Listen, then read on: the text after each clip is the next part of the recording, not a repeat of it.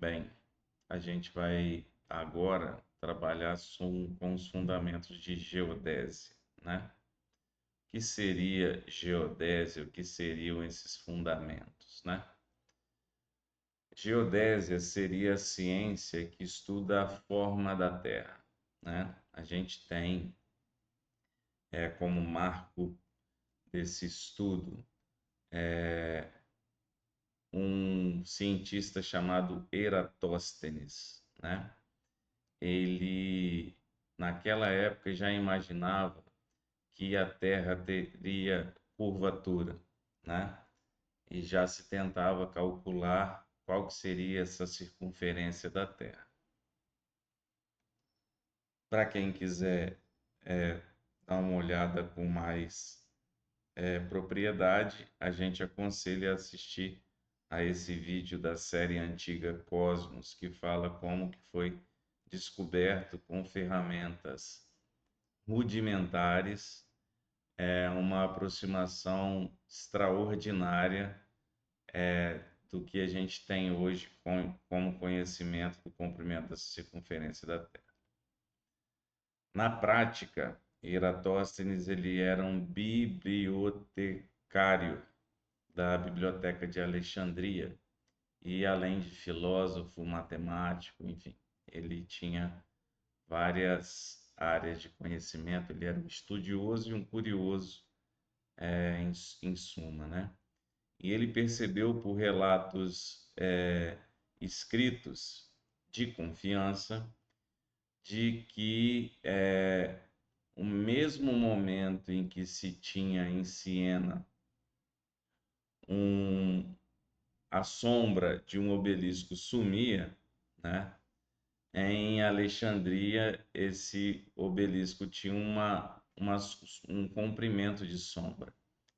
E aí o que, que ele percebeu? Para que isso acontecesse, a Terra não poderia ser plana. Porque se fosse plana, nos dois locais a sombra seria sumiria, né? Então, o que, que ele fez? Ele pensou e sugeriu que a Terra fosse curva. Por elementos de trigonometria, ele calculou qual seria o ângulo que essa sombra estaria fazendo em relação à altura do obelisco. E aí, pelos ângulos, pela relação dos ângulos, né, ele descobriu que o ângulo que formava entre Alexandria e Siena, né, seria em torno de 7,2 graus. Ele contratou uma pessoa para medir em passos a distância entre Alexandria e Siena, cerca de 800 quilômetros. E aí, se 7,2 graus correspondem a 800 quilômetros, 360 graus corresponderia a quanto? E aí ele descobriu que a circunferência da Terra era aproximadamente 40 mil quilômetros. Hoje, com todas as ferramentas, se sabe que é cerca de 41.700. Então, assim, não importa tanto a ferramenta que se usa, importa é se saber os fundamentos matemáticos, físicos, para se entender como é que funciona a questão científica e entre elas a geodésia. Depois que se descobriu a curvatura da Terra, vários pesquisadores, né, tiveram alguns insights, né, entre eles Richard, entre eles Newton, que a Terra ela não seria uma esfera perfeita, né? Ela teria alguma coisa de achatamento, né? E aí surge o conceito de elipsoide de revolução, né? Você pegar no centro de uma elipse e girar, você teria um elipsoide, né? Uma forma 3D, né? De uma elipse de rotação.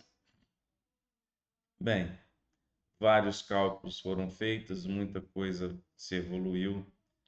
Hoje se sabe que a geodésia é a ciência que determina através de observação forma da Terra, dimensões da Terra, coordenada dos pontos na superfície da Terra e direções e comprimentos de linhas na superfície da Terra. Então, a geodésia, ela é a base, por exemplo, do funcionamento de instrumentos como posicionamento geográfico a partir de sistemas globais de posicionamento, né?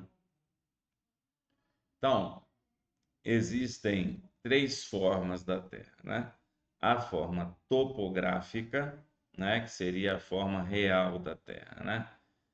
Em que a gente tem as maiores altitudes, as maiores profundidades, aonde que a gente tem as falhas, aonde a gente tem as cadeias de montanhas, as planícies, os vales, os relevos, os planaltos, enfim. Seria essa topografia, essa parte real. A forma elíptica ou elipsoide é uma aproximação matemática, tá? Então, é a partir dessas elipses de revolução que a gente tem esses cálculos, por exemplo, de GPS. E tem o geoide, que é o formato gravitacional da Terra. Então, seria como se eu estendesse a superfície do mar sobre os continentes. Então, a gente teria considerando que toda a superfície da Terra fosse de água, aonde estaria o nível médio dos mares, tá? Que é o NMM. Então, é uma superfície que seria mais próxima do real de acordo com a gravidade da Terra, ok? O geóide é uma superfície disforme. Então, vocês já devem ter visto na internet esse formato da Terra que se relaciona entre massa e gravidade. Por isso que a gente fala que é uma superfície gravitacional, tá?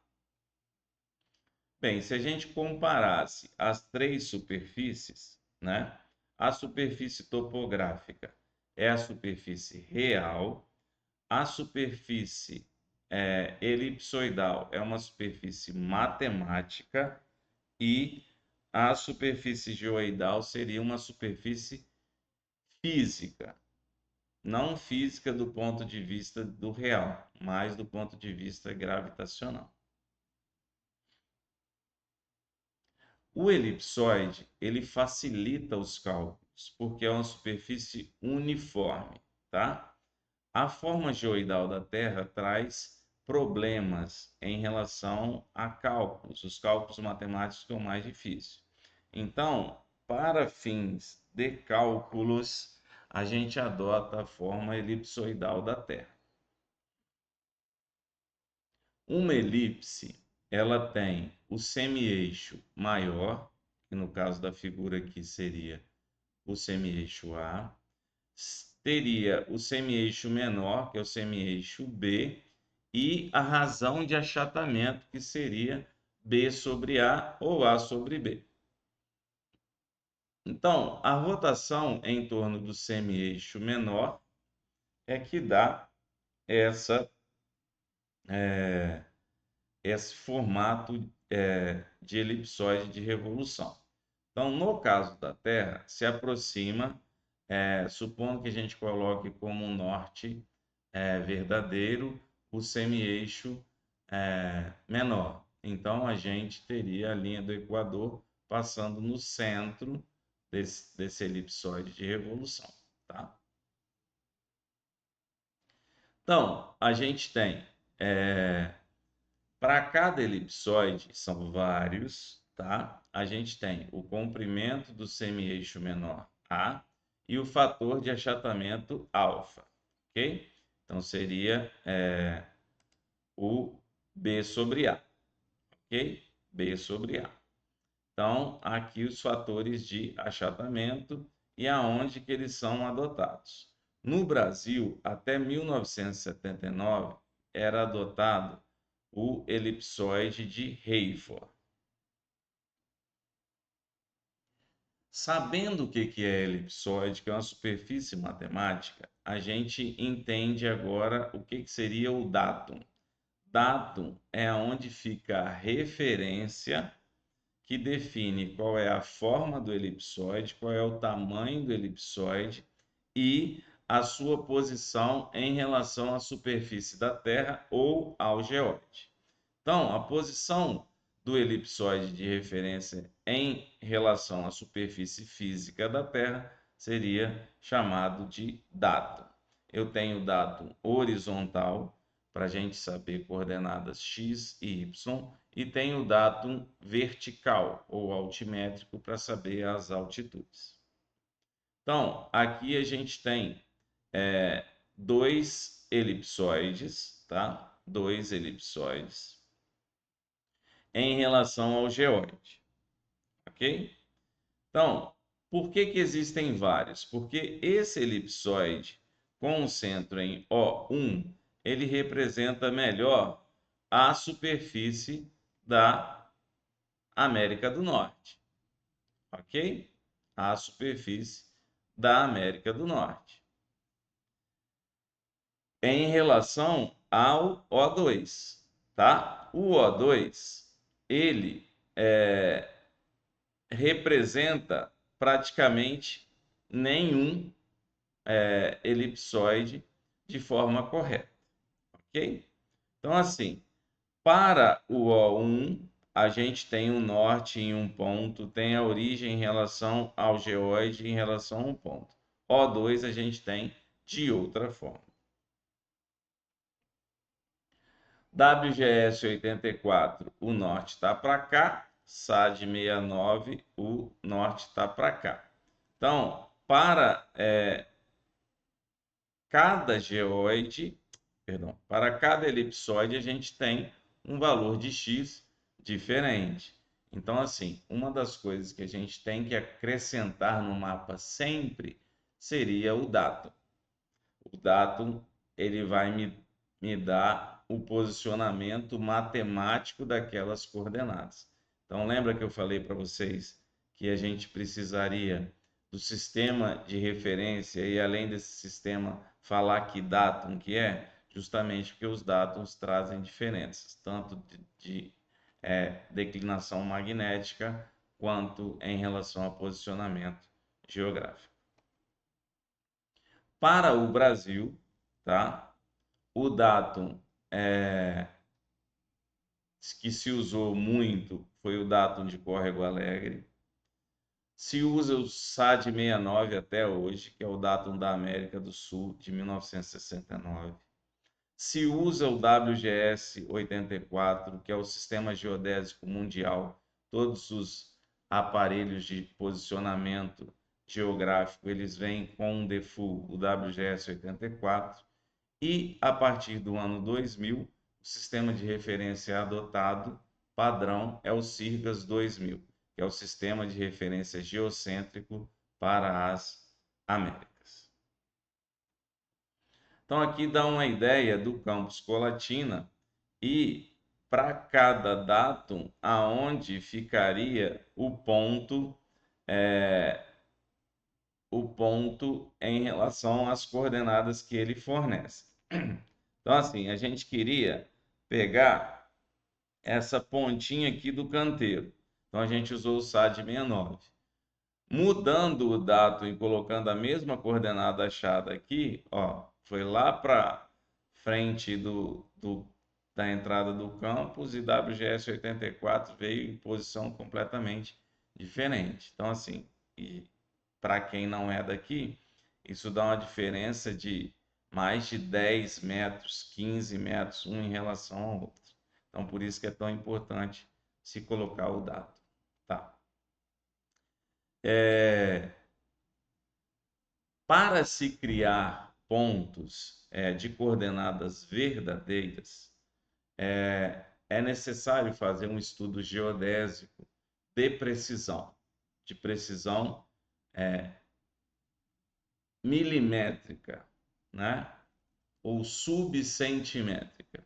Então, esses pontos são chamados de vértices geodésicos. Ali a gente tem com precisão latitude, longitude e altitude, tá? Então, esses pontos são chamados de marcos. Existe um aqui no campus Colatina, existe outro no campus Itapina, existem marcos espalhados pelo estado do Espírito Santo inteiro. Então, os marcos normalmente eles são fisicamente feitos de material que dificilmente pode ser depredado, eles são cravados em concreto e a partir desses pontos a gente pode colocar como sendo pontos verdadeiros. Nós vamos ver quando formos estudar GNSS a importância disso, tá? Que tendo esses pontos verdadeiros, a gente pode fazer transporte de coordenadas. Altura ou altitude. A altura é em relação a um sistema de referência qualquer. A altitude é sempre em relação ao nível do mar, tá?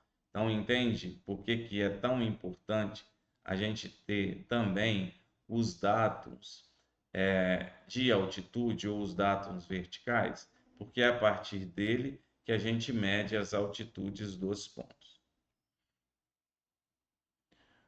Altitude determinada com base na variação dos níveis médios dos mares.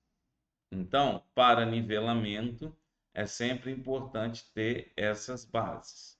O dado altimétrico do Brasil fica na Baía de Imbituba, em Santa Catarina. Então, lá, a diferença, por exemplo, de São Carlos para Imbituba seria a altitude média de São Carlos.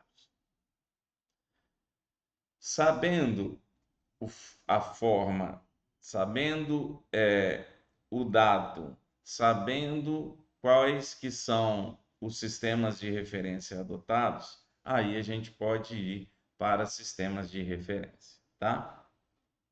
Coordenadas, elas são grandezas lineares, por exemplo, as coordenadas planas, ou grandezas angulares, as coordenadas que a gente chama de coordenadas geográficas, tá? Que indicam a posição de determinado ponto em relação a um sistema de referência. Então, coordenada sempre tem que estar relacionada a um sistema de referência. Então, as duas principais são coordenadas geográficas e coordenadas planas. Coordenadas geográficas, elas sempre são em referência a uma simplificação da forma da Terra. Então, define a posição de um ponto em relação à latitude e longitude, tá? Latitude é o ângulo em relação à linha do Equador. Então, latitude 0 é a linha do Equador. Se eu for abrindo o ângulo de 15 graus em relação ao norte, eu tenho latitude 15 graus ao norte. Se eu for abrir 15 graus ao sul, eu abaixo 15 graus. Então, toda essa que a gente chama de paralelo, né? Porque são linhas paralelas ao Equador. Todo esse paralelo, a gente tem todo esse plano em relação ao Equador, de acordo com a abertura do centro do elipsoide ou do esferoide, em relação a esse plano, plano em relação à linha do Equador, tá? Sempre a latitude tem que ser acompanhada de norte ou sul, ou de um sinal positivo ou negativo. Positivo se for em relação a norte, negativo se for em relação a sul. A latitude, ela tem o símbolo grego φ, tá? E ela varia de 0 a 90 graus. Longitude, símbolo grego lambda, são meridianos, tá? Meridianos em relação ao centro, que é o de Greenwich, ok? Então, Greenwich passa lá no Reino Unido, tá? Ali é o zero. Se for em direção ao Brasil, oeste. Se for em direção à Ásia, leste, ok? Então, meridiano zero em Greenwich, em direção ao Brasil, oeste, em direção à Ásia, leste. Os meridianos, eles variam de 0 a 180 graus. De 0 a 180 graus. Para leste, positivo, para oeste, negativo. Ok? Então, aqui, por exemplo, uma abertura de 30 graus para oeste em relação a Greenwich. Problema das coordenadas geográficas, né? Qual seria a distância entre o ponto A e o ponto B na superfície da Terra, né? Porque seria uma curva, ok? Então a gente teria que trabalhar com comprimento de arcos. Mas será que ela é uma esfera de verdade? Será que ela é uma elipse de verdade? Manualmente é bastante difícil. Então, para contornar esse problema, a solução foi planificar uma superfície que naturalmente ela é disforme. Coordenadas planas, então, seria também uma aproximação matemática da superfície real da Terra. Então, é um modelo, ok? Para facilitar essa ideia de medição de distâncias, tá? Eu dou um desafio para vocês. Tenta pegar uma bola, sabe, daquelas bolas bem baratinha, loja de R$ 1,99, enfim, aquelas de borracha, e ela nasceu para ser algo arredondado, né, curvo. Tenta pegar ela, cortar ela e colocar em cima da mesa. Tenta fazer com que ela fique esticadinha em cima da mesa. Você vai ver que ela vai ficar toda distorcida. Então, coordenadas planas, elas devem ser utilizadas para pequenas áreas. E a gente vai entender o porquê disso, tá? Então, assim, para se transformar uma coordenada geográfica em coordenada plana, é necessário que x seja uma função de latitude e longitude e y também seja uma função de latitude e longitude, tá? Então, essas projeções cartográficas, essas projeções planas, elas deformam a superfície da Terra. Então, localizamos as feições da Terra num plano 2D. Um mundo geoidal passa a ser um mundo plano. Portanto, precisamos de uma projeção de mapa que transfere a Terra curva para um plano. Esse processo introduz grandes erros. Existem vários tipos de projeções. Então, projeções conformes mantêm a forma, tá? Mas mantém os ângulos, tá vendo? Só que as áreas são perdidas. Projeções equivalentes mantém as áreas, tá vendo? Ó?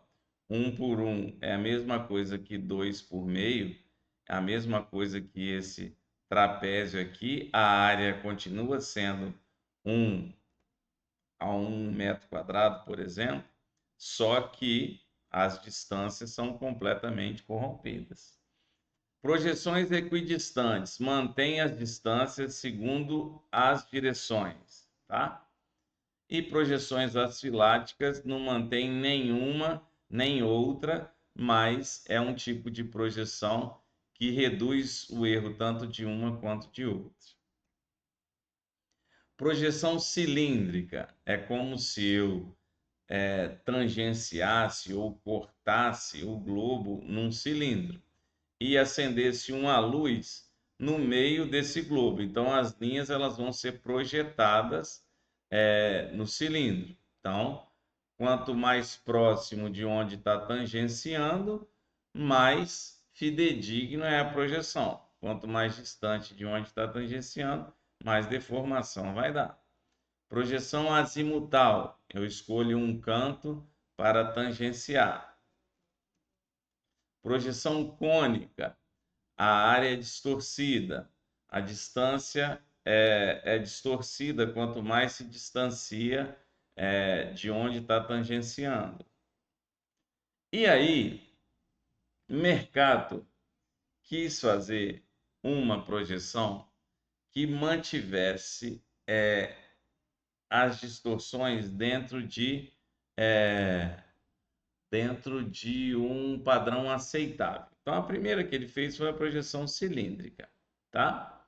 E aí, ele tangenciou o Equador e viu que longe do Equador, né, as áreas cresciam muito. Então, por exemplo, aqui a gente tem o Brasil em relação à Groenlândia, né? O Brasil, ele é 4 vezes maior do que a Groenlândia.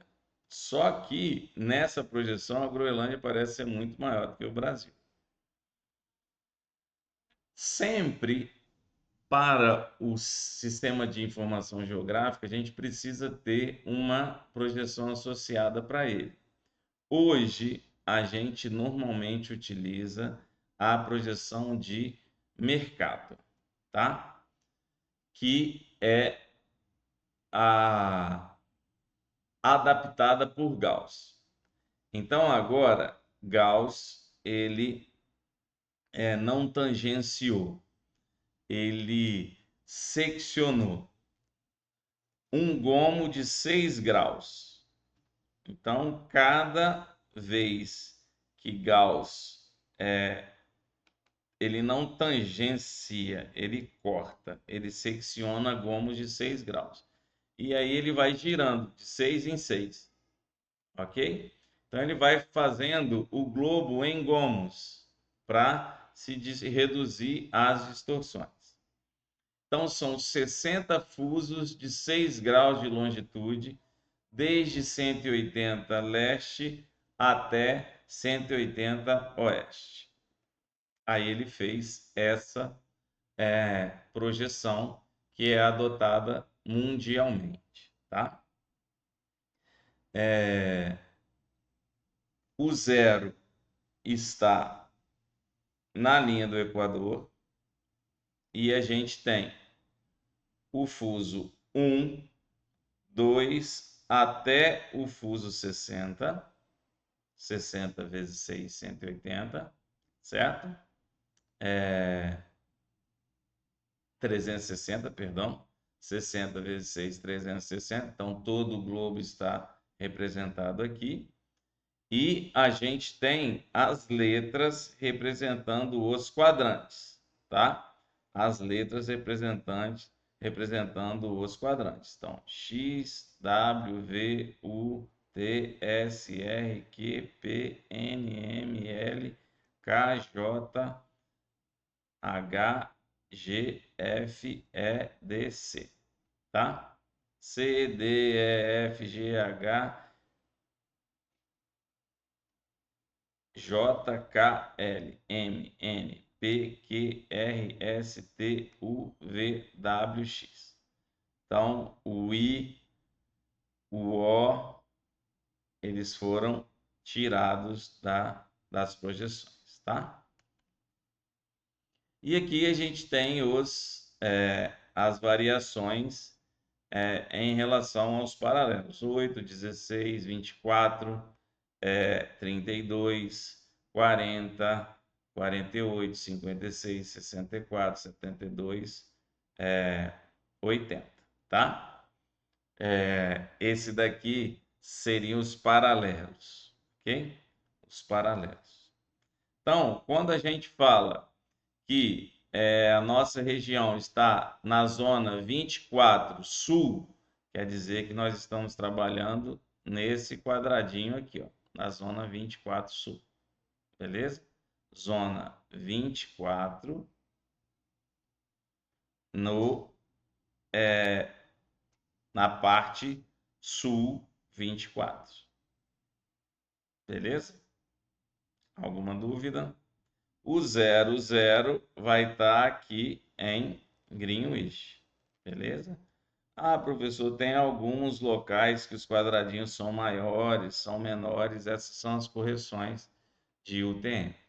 Esse mapa aqui é extremamente importante, tá? Porque é o que a gente mais vai se referenciar. Então, essas projeções, ela facilita e agiliza operações, ela transforma uma projeção em outra, reduz tendência de erro e reduz erros também em cálculo de distância. Lembrando que eu vou trabalhar sempre dentro de uma zona, porque aqui eu vou estar com as distorções controladas. Ah, professor, e se eu pegar o Brasil inteiro, que pega várias zonas, vários quadradinhos desses? A gente orienta que você trabalhe com coordenadas geográficas. Se o seu trabalho estiver dentro de uma única zona, coordenadas planas. Se tiver em várias, coordenadas geográficas. Ok? Então, áreas muito grandes, coordenadas geográficas. Áreas em que a curvatura da Terra já é bastante evidente, coordenadas geográficas. Aonde cabe dentro desse quadradinho da zona UTM, a gente orienta que seja coordenadas planas. Obrigado pela paciência. Bons estudos a todos.